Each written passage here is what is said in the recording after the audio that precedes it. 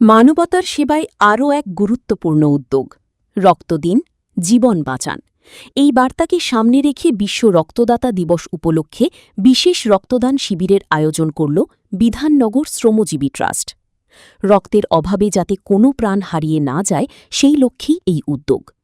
অনুষ্ঠানে থাকছে স্বেচ্ছায় রক্তদান কর্মসূচি, বিনামূল্যে স্বাস্থ্য পরীক্ষা, স্বাস্থ্য সচেতনতা প্রচার, সাংস্কৃতিক অনুষ্ঠান এবং রক্তদাতাদের উৎসাহিত করতে বিশেষ উপহারের ব্যবস্থা। এক ফোঁটা রক্ত যে একটি মানুষের জীবন বাঁচাতে পারে সেই সচেতনতা ছড়িয়ে দিতেই এই কর্মসূচির আয়োজন। সকাল থেকেই বহু মানুষ স্বেচ্ছায় এগিয়ে এসে রক্তদান করছেন। আয়োজকদের পক্ষ থেকে জানানো হয়েছে, রক্তদান শুধু একটি সামাজিক দায়িত্ব নয়, এটি একজন মানুষের প্রতি আরেকজন মানুষের সহমর্মিতার প্রকাশ। এখানে বিনামূল্যে স্বাস্থ্য পরীক্ষা এবং স্বাস্থ্য সচেতনতা কর্মসূচিরও আয়োজন করা হয়েছে। পাশাপাশি সাংস্কৃতিক অনুষ্ঠানের মাধ্যমে রক্তদাতাদের উৎসাহিত করা হচ্ছে। আয়োজকদের বার্তা, আপনার আজকের রক্তদান কারো আগামীকালের জীবন। মানবতার পাশে দাঁড়াতে সকলকে স্বেচ্ছায় রক্তদানে এগিয়ে আসার আহ্বান জানানো হয়েছে। মূলত বিধাননগরে সেক্টর 2 এরিয়াটা জুড়ে আমাদের কাজ। আমাদের রক্তদান শুরু হয়ে গেছে সকাল 10:40। এখনও অবধি 20 জন রক্ত দিয়েছে। আমাদের 100 জনের টার্গেট, আমরা আশা করি সেই টার্গেটটা পূরণ করতে হবে। এই রক্তদান ছাড়াও এখানে বিনা পয়সায় স্বাস্থ্য পরীক্ষা শিবির চলছে।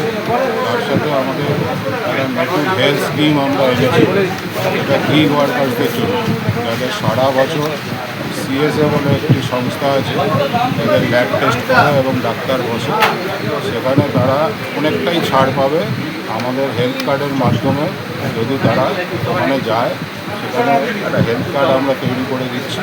সেই হেলথ কার্ডের মাধ্যমে তারা সারা বছর ধরেই এখানে ডাক্তার দেখানো থেকে তাদের বিভিন্ন রক্ত পরীক্ষা, এক্স-রে, স্ক্যান ইত্যাদি যা যা পরীক্ষা মূলত লাগে তাদের, সেইগুলো ওখানে করতে পারবে অনেক কম খরচে। এমনিতে যা রেট, সেই রেটের থেকে অনেক কম খরচে তারা এই কাজগুলো ওখানে করতে পারবে। আমরা এসেছি শ্রমজীবী ব্লাড সেন্টার থেকে এখানে রক্ত সংগ্রহ করছি। আজকে আমাদের ব্লাড সেন্টারের 8টা শিবির আছে বিভিন্ন জায়গায়, রাজ্যের বিভিন্ন জায়গায়। আমাদের মূলত হাওড়া হুগলি জেলাতে আমাদের কাজ হলেও আমরা কলকাতাতে রক্ত সংগ্রহ করতে আছি। তো আজকে দিনটি বিশেষভাবে তাৎপর্যপূর্ণ। তো আমরা আজকে সহযোগে এখানে এসেছি। যারা আমাদের দেখেছেন রক্ত দিচ্ছেন, তারা অবশ্যই একটা মহান কাজ করছেন বলবো আমরা।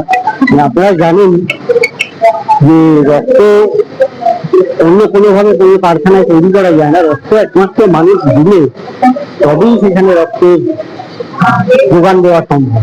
এবং সদ্য যে নির্বাচন আমরা পার হয়েছি এবং গরমের কারণে এখন রক্তদান শুরু অত্যন্ত কম হয়েছে বিগত কয়েকটা মাস।